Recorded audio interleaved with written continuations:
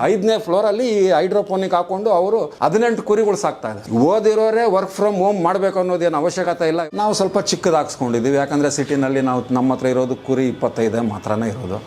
16 ಟ್ರೇದ್ ಹಾಕೊಟ್ಟಿದ್ದಾರೆ. Daily ನನಗೊಂದು 20 kg ಮೇವು ಸಿಗುತ್ತೆ. ಬಟ್ ನಾನು ಜೋಳ ಬೇಕಾದಷ್ಟು ಬೆಳೆದಿದ್ದೀನಿ ಸರ್. ಜೋಳ ನನಗೆ ಆರಾಮಾಗಿ ಬರುತ್ತೆ, ಏನೂ ತೊಂದರೆ ಇಲ್ಲ ಸರ್. ಇದು ಹುರುಳಿಕಾಳು ಬೆಳೆದಿದ್ದೀನಿ, ಹೆಸರು ಕಾಳು ಇದೆ ನೋಡಿ, ಇಲ್ಲಿ ಕಡಲೆಕಾಳು ಇದೆ ನೋಡಿ, ಇಲ್ಲಿ ಗೋಧಿನೂ ಇದೆ. ಇದಕ್ಕೆ ಮುಂಚೆ ನಾನು ಕೊತ್ತಂಬರಿ ಸೊಪ್ಪು ಹಾಕಿದ್ದೆ, ಅದು ಚೆನ್ನಾಗಿ ಬಂದಿತ್ತು. 8.5 kg ಬರ್ತಾ ಇದೆ ಇದೊಂದು ಟ್ರೇ.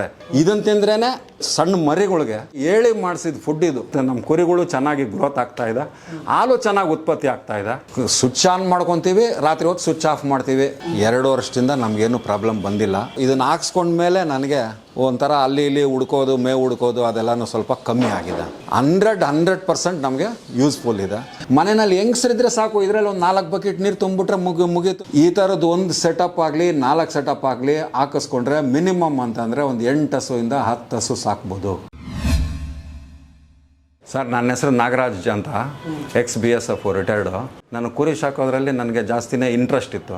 ಹಾಗಾಗಿ ನಾನು ಮನೆಯಲ್ಲಿ ಮನೆ ಮೇಲ್ಗಡೆ ತೊಗೊಂಬಂದು ನಾರಿ ಸುವರ್ಣನೇ ಜಾಸ್ತಿ ನಾನು ಇದು ಮಾಡ್ತಾಯಿದ್ದೀನಿ. ಅದು ಬಿಟ್ಟು ಬೇರೆ ನಾನು ಇದಕ್ಕೆ ಹೋಗಲಿಲ್ಲ. ಬಟ್ ಏನಂತಂದರೆ ನಾರಿ ಸುವರ್ಣಗೆ ನಾವು ಶೈಲೇಜು ಅದೆಲ್ಲ ಕೊಡ್ತಾಯಿದ್ವಿ. ಬಟ್ ನಾನಿಲ್ಲಿ ಬೆಂಗಳೂರು ಶಿವಾಜಿನಗರಲ್ಲಿ ಒಬ್ಬರು 5ನೇ ಫ್ಲೋರಲ್ಲಿ ಪ್ರಾಣಿ ಬಂಧು ಚಾನಲ್ ಅಂತ ಒಂದಿದೆ. ಆ ಚಾನಲ್ ಅವರು ಅವ್ರಿಗೆ ಹಾಕ್ಕೊಟ್ಟಿದ್ರು ಹೈಡ್ರೋಪೋನಿಕ್ಕು. ಹಾಕ್ಕೊಟ್ಟಿದ್ರೆ ನನಗೂ ಒಂದು ಸ್ವಲ್ಪ ಅವ್ರನ್ನ ನೋಡಿ ನಾನು ಅವ್ರನ್ನ ಕರೆಸಿ ನಾನು ಹಾಕ್ಸ್ಕೊಳ್ಳೋಣ ಅಂತ ಅಂದ್ಬಿಟ್ಟು ಟ್ರೈ ಮಾಡಿದೆ.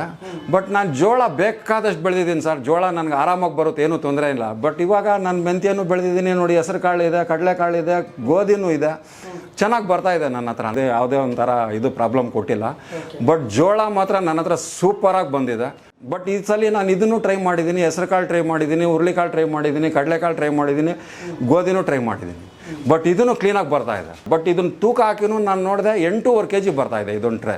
ಈ ಕಾಂಡ ಏನು ಇದೆಯಲ್ಲ, ಇದೇ ಫೈಬರ್ ಅಂಶ. ಅಂದರೆ ಇದನ್ನು ತಿಂದ್ರೇ ಸಣ್ಣ ಮರಿಗಳಿಗೆ ಹೇಳ್ಬೇಕು ಅಂದರೆ ಹೇಳಿ ಮಾಡಿಸಿದ ಫುಡ್ ಇದು.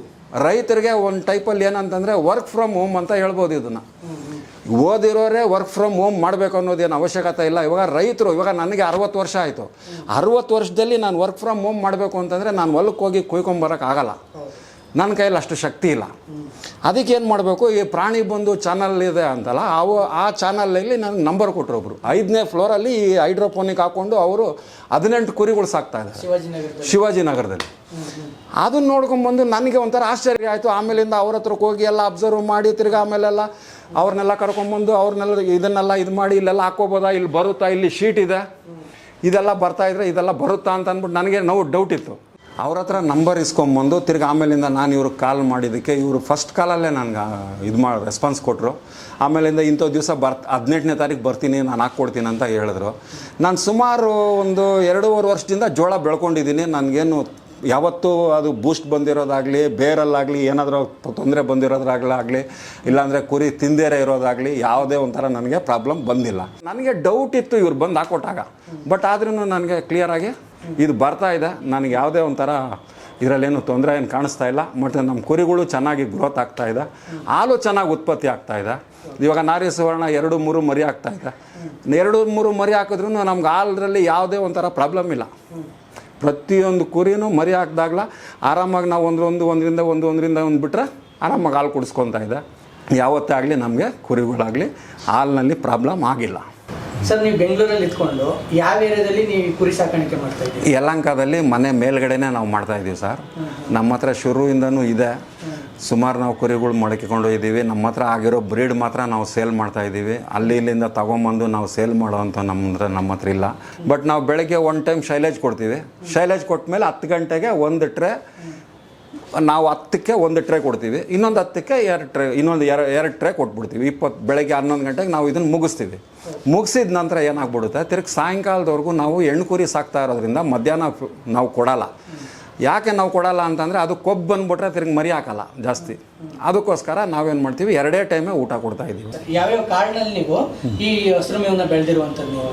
ಸರ್, ಇದು ಹುರುಳಿಕಾಳು ಬೆಳೆದಿದ್ದೀನಿ ನೋಡಿ, ಇಲ್ಲಿ ಹೆಸರು ಕಾಳು ಇದೆ ನೋಡಿ, ಇಲ್ಲಿ ಕಡಲೆಕಾಳು ಇದೆ ನೋಡಿ, ಇಲ್ಲಿ ಗೋಧಿನೂ ಇದೆ. ಇದಕ್ಕೆ ಮುಂಚೆ ನಾನು ಕೊತ್ತಂಬರಿ ಸೊಪ್ಪು ಹಾಕಿದ್ದೆ, ಅದು ಚೆನ್ನಾಗಿ ಬಂದಿತ್ತು. ಹಾಗಾಗಿ ನಾವು ಹೈಡ್ರೋಪೋನಿಕ್ಕು ಇವರು ಚಾನಲ್ ಅವ್ರನ್ನ ನೋಡಿ ನಂಬರ್ ತೊಗೊಂಡು ಫೋನ್ ಮಾಡಿ ಅವ್ರನ್ನ ಕರೆಸಿ ನಾವು ಹಾಕ್ಸ್ಕೊಂಡಿದ್ದೀವಿ. ಎಷ್ಟು ವರ್ಷ ಆಗಿದೆ ಸರ್ ಇದು ಮಾಡಿಸಿ? ಸರ್ ಇದನ್ನ ಹಾಕಿ 2 ವರ್ಷ ಆಗಿದೆ ಸರ್ ನಾನು. 2 ವರ್ಷ. 2 ವರ್ಷ ಆಗಿದೆ. 2 ವರ್ಷದಿಂದನೂ ಇದೇ ರೀತಿ ಮೇವು ಬೆಳ್ಕೊಂಡು? ಹೌದು. ಸ್ಟಾರ್ಟಿಂಗ್ ಇಂದನೂ ಇದೇ ರೀತಿ ಕಾಳುಗಳು, ಎಲ್ಲ ರೀತಿ ಕಾಳುಗಳನ್ನ ಹಾಕಿ ಬೆಳೀತಾರೋ? ಇಲ್ಲ, ಖಾಲಿ ನಾನು ಜೋಳ ಮಾತ್ರ ಹಾಕಿ ಬೆಳೀತಾ ಇದ್ದೆ ಸರ್. ಜೋಳ ಹಾಕಿ ಮಾತ್ರ ಬೆಳೀತಾ ಇದ್ದೆ. ನೋಡೋಣ ಅಂತ ಅಂದ್ಬಿಟ್ಟು ಸೆಂಟ್ರಲ್ ಹಾಕ್ತಾ ಇದ್ದೆ. ಬಟ್ ಜೋಳ ಜಾಸ್ತಿ ನಮಗೆ ಇಳುವರಿ ಜಾಸ್ತಿ ಬರ್ತಾ ಇತ್ತು, ಇದು ಸ್ವಲ್ಪ ಕಮ್ಮಿ ಬರ್ತಾ ಇತ್ತು. ಬಟ್ ಈ ಸಲ ಖಾಲಿ ಇದನ್ನೇ ನೋಡೋಣ ಅಂತ ಅಂದ್ಬಿಟ್ಟು ನಾನು ಹಾಕಿದ್ದೀನಿ, ಅದನ್ನು ಹಾಕಿದ್ದೀನಿ. ಬಟ್ ಇದು ಸೇಮ್ ಬರ್ತಾ ಇದೆ ಸರ್, ಏನು ವ್ಯತ್ಯಾಸ ನಮಗೇನು ಕಾಣಿಸ್ತಾ ಇಲ್ಲ. ಈಗ ನಿಮ್ಮನ್ನು ನೋಡಿ ಈ ರೀತಿ ಯಾರು ಬೆಳೀತಾ ಇದ್ದಾರೆ ಸರ್? ನಮ್ಮನ್ನು ನೋಡಿ ಅಂತಂದರೆ ಇನ್ನೊಬ್ಬರು ಅಲ್ಲಿ ನಮ್ಮ ಗುಬ್ಬಿ ತಾಲೂಕವರು ಬಂದು ನೋಡ್ಕೊಂಡೋದ್ರು, ನಮ್ಮ ಹತ್ರ ಕುರಿನೂ ತಗೊಂಡೋದ್ರು. ಅವರು ಇದನ್ನು ಅವರು ಪ್ರಾಣಿ ಬಂಧು ಚಾನಲಲ್ಲಿ ಅವರು ಫೋನ್ ನಂಬರ್ ತಗೊಂಡೋದ್ರು. ಅವರು ತಗೊಂಡೋಗಿ ಅಲ್ಲಿ ಹಾಕ್ಸ್ಕೊಂಡಿದ್ದಾರಂತೆ. ಅವ್ರು ಸ್ವಲ್ಪ ದೊಡ್ಡದು ಹಾಕ್ಸ್ಕೊಂಡಿದ್ದಾರೆ, ನಾವು ಸ್ವಲ್ಪ ಚಿಕ್ಕದು ಹಾಕ್ಸ್ಕೊಂಡಿದ್ದೀವಿ. ಯಾಕಂದರೆ ಸಿಟಿನಲ್ಲಿ ನಮ್ಮ ಹತ್ರ ಇರೋದು ಕುರಿ 25 ಮಾತ್ರನೇ ಇರೋದು. ಅದರಿಂದ ನಾವು 25ಕ್ಕೆ ಎಷ್ಟು ಬೇಕೋ ಅಷ್ಟು ಮಾತ್ರ ನಾವು ಬೆಳ್ಕೊತಾ ಇದ್ದೀವಿ. ಸೊ ಈ ಒಂದು ಸಿಸ್ಟಮ್ಗೆ ನೀವು ಎಷ್ಟು ಬಂಡವಾಳ ಹಾಕಿದ್ದೀರಾ ಸರ್? ಇದು ನನಗೆ ಇವ್ರು ಬಂದು 18,000 ರೂಪಾಯಿಗೆ ಹಾಕ್ಕೊಟ್ಟಿದ್ದಾರೆ ಸರ್. 18,000 ರೂಪಾಯಿಗೆ. ಎಷ್ಟು ಟ್ರೇ ಇದು ಸರ್? ಇದು 16 ಟ್ರೇದು. 16 ಟ್ರೇದು ಹಾಕ್ಕೊಟ್ಟಿದ್ದಾರೆ. ಡೈಲಿ ನನಗೊಂದು 20 kg ಮೇವು ಸಿಗುತ್ತೆ ಸರ್. 20 kg ಮೇವು ಸಿಗುತ್ತೆ. ಬಟ್ ನಾನು ಇದರಲ್ಲಿ ಸ್ಯಾಟಿಸ್ಫ್ಯಾಕ್ಷನ್ ಆಗಿದೆ. ನನಗೆ ಒಂದು ಮೋಟ್ರ್ ಕೊಟ್ಟಿದ್ದಾರೆ, 1/2 ಇಂಚ್ ಮೋಟ್ರ್ ಕೊಟ್ಟಿದ್ದಾರೆ, ಮತ್ತು ಟೈಮರ್ ಕೊಟ್ಟಿದ್ದಾರೆ. ನನಗೆ ಅದರಲ್ಲೇ ಟೈಮರಲ್ಲೇ ಕರೆಕ್ಟಾಗಿ ಅವರೇ ಅಡ್ಜಸ್ಟ್ಮೆಂಟ್ ಮಾಡಿಬಿಟ್ಟು ಹೋಗಿದ್ದಾರೆ. ನಾವು ಅದನ್ನೇನು ಕೈ ಮುಟ್ಟೋಕೆ ಹೋಗಿ ಇದುವರೆಗೂ ಹೋಗಿಲ್ಲ. ಸ್ವಿಚ್ ಆನ್ ಮಾಡ್ಕೊತೀವಿ, ರಾತ್ರಿ ಹೊತ್ತು ಸ್ವಿಚ್ ಆಫ್ ಮಾಡ್ತೀವಿ. ಬೆಳಗ್ಗೆ ಯಾವತ್ತಾದರೂ ಎದ್ದರೆ ರಾತ್ರಿ ಹೊತ್ತು ನಾನು ಒಂದು ಸಲ ಸ್ವಿಚ್ ಆನ್ ಮಾಡ್ತೀನಿ, ತಿರ್ಗಿ ಆಫ್ ಮಾಡಿಬಿಟ್ಟಿರ್ತೀನಿ. ಇಲ್ಲಾಂದರೆ ಬೆಳಗ್ಗೆ ಆನ್ ಮಾಡಿದ್ರೆ ಸಾಯಂಕಾಲನೇ ತಿರ್ಗಿ ನಾವು ರಾತ್ರಿ 11 ಗಂಟೆಗೆ ಆಫ್ ಮಾಡ್ತೀವಿ, ಬೆಳಗ್ಗೆ ಆನ್ ಮಾಡ್ಕೊತೀವಿ. ಸರ್ ಎಷ್ಟು ಕ್ವಾಲಿಟಿಯಾಗಿ ಎಲ್ಲ ಮೆಟೀರಿಯಲ್ ಬಳಸಿ? ಕ್ವಾಲಿಟಿ ಮಾತ್ರ ಸೂಪರ್ ಆಗಿದೆ ಸರ್. 2 ವರ್ಷದಿಂದ ನಮಗೇನು ಪ್ರಾಬ್ಲಮ್ ಬಂದಿಲ್ಲ. ಒಂದೇ ಒಂದು ಸಲ ಅದು ನನಗೆ ಸಿಂಕ್ಲರು ಪ್ರಾಬ್ಲಮ್ ಬಂತು, ಅದು ನೀರು ಸ್ಪ್ರೇ ಮಾಡ್ತಾ ಇರಲಿಲ್ಲ. ಅವ್ರಿಗೆ ಫೋನ್ ಮಾಡಿ ಕೇಳಿದ್ದಕ್ಕೆ ಅದನ್ನು ಬಿಚ್ಚಿ ತಿರ್ಗಿ ವಾಶ್ ಮಾಡಿ ಹಾಕ್ಕೊಳ್ಳಿ ಅಂತಂದರು. ಅದನ್ನು ಬಿಚ್ಚಿ ಹಾಕ್ಕೊಂಡ್ಮೇಲೆ ತಿರ್ಗಿ ನನಗೇನು ಇದುವರೆಗೂ ಯಾವುದೋ ಒಂಥರ ಪ್ರಾಬ್ಲಮ್ ಬಂದಿಲ್ಲ ಸರ್. ಮೋಟ್ರು ಬಂದು ನನಗೆ 3 ವರ್ಷ ವಾರಂಟಿ ಕೊಟ್ಟಿದ್ದಾರೆ. ಅದು 1/2 ಇಂಚ್ ಮೋಟ್ರು ಕೊಟ್ಟಿದ್ದಾರೆ. ಅದ್ರ ಮೇಲ್ಗಡೆ ಫಿಲ್ಟ್ರು ಕೊಟ್ಟಿದ್ದಾರೆ. ಒಂದು ಸಲ ಅವ್ರು ಈ ಕಡೆ ಬಂದಿದ್ರಂತೆ, ಆವಾಗ ನನಗೆ ಅದನ್ನು ಫಿಲ್ಟ್ರ್ ಕ್ಲೀನ್ ಮಾಡಿ ಕೊಟ್ಟು ಹೋಗಿದ್ದಾರೆ ಅವರೇ. ನಾನೇನು ಫೋನೇನು ಮಾಡೋಕ್ಕೆ ಹೋಗಿರಲಿಲ್ಲ, ಸುಮ್ಮನೆ ನೋಡೋಕ್ಕಂತ ಬಂದು ಅವರೇ ಫಿಲ್ಟ್ರ್ ಕ್ಲೀನ್ ಮಾಡಿ ಕೊಟ್ಟು ಹೋಗಿದ್ದಾರೆ, ವಿಸಿಟ್ ಕೊಟ್ಟು. ಮತ್ತು ಇದು ಟೈಮರ್ ಇದೆ. ಬಟ್ ಒಂದು ಸಲ ಅವ್ರು ಆನ್ ಮಾಡಿಕೊಟ್ಟಿದ್ದಾರೆ, ಅದೇ ಟೈಮಲ್ಲೇ ನಡೀತಾ ಇದೆ. ಅದು 2 ಗಂಟೆಗೆ ಒಂದು ಸಲ ತನ್ನಕ್ಕೆ ತಾನಾಗೆ ಸಿಂಕ್ಲಿಂಗರಲ್ಲಿ ನೀರು ಆನ್ ಆಗುತ್ತೆ. ತಿರುಗಿ 1 ನಿಮಿಷ ಏನೋ ಇರುತ್ತದು, ಆಮೇಲೆ ತಿರುಗಿ ತನ್ನಕ್ಕೆ ತಾನಾಗೆ ಅದು ಆಫ್ ಆಗುತ್ತೆ. ನಾವು ಅದನ್ನೇನು ಮುಟ್ಟಕ್ಕೆ ಹೋಗೋದು ಅವಶ್ಯಕತೆಯೂ ಏನು ಬರೋದಿಲ್ಲ. ಅದನ್ನು ಮುಟ್ಟದಿರೇ ಇದ್ರೇ ಒಳ್ಳೆಯದು ಅಂತ ನಾವು ತಿಳ್ಕೊಂಡಿದ್ದೀವಿ. ಬಟ್ ನಮಗೆಲ್ಲ ಒಳ್ಳೆ ಸರ್ವಿಸ್ ಕೊಡ್ತಾ ಇದೆ ಇದು. ಇದನ್ನು ಹಾಕ್ಸ್ಕೊಂಡ್ಮೇಲೆ ನನಗೆ ಒಂಥರ ಅಲ್ಲಿ ಇಲ್ಲಿ ಹುಡ್ಕೋದು, ಮೇವು ಹುಡ್ಕೋದು ಅದೆಲ್ಲನೂ ಸ್ವಲ್ಪ ಕಮ್ಮಿ ಆಗಿದೆ. ಬಟ್ ಇದಿದ್ರೇ ನಮಗೆ ಖುಷಿ. ಒಂಥರ ಕುರಿಗಳಿಗೂ ನಮಗೆ ಮೇವು ಅದೆಲ್ಲನೂ ನಮಗೆ ಭಾಳನೇ ಇಷ್ಟನೂ ಆಗಿದೆ. 100% ನಮಗೆ ಯೂಸ್ಫುಲ್ ಇದೆ. ವರ್ಕ್ ಫ್ರಮ್ ಹೋಮ್ ಥರ ರೈತರು ಕೊಟ್ಟಿದ್ದಾರೆ ಸರ್. ನೀವು ಹಸಿರು ಮೇವು ಬೆಳೆಸ್ಕೊಳ್ಳೋಕ್ಕೆ ನೀರು ನಿಮಗೆ ಎಷ್ಟು ಬಳಕೆ ಆಗ್ತಾ ಇದೆ? ನೀರು ಅಂತಂದರೆ ಸರ್, ಇದು ಸಿಂಟೆಕ್ಸ್ 200 ಲೀಟ್ರದ್ದು. ಇದು 200 ಲೀಟ್ರ್ ಅಂತಂದರೆ ನನಗೆ ದಿನಕ್ಕೆ 50 ಲೀಟ್ರ್ ಹಂಗೆ 4 ದಿವಸ ಬರುತ್ತೆ ಸರ್. 4 ದಿವಸ ಜಾಸ್ತಿನೇ ಬರುತ್ತೆ. ಒಂದು ಅಂದಾಜು ಮೇಲೆ ನಾನು 4 ದಿವಸ ಅಂತ ಹೇಳ್ತಾ ಇದ್ದೀನಿ.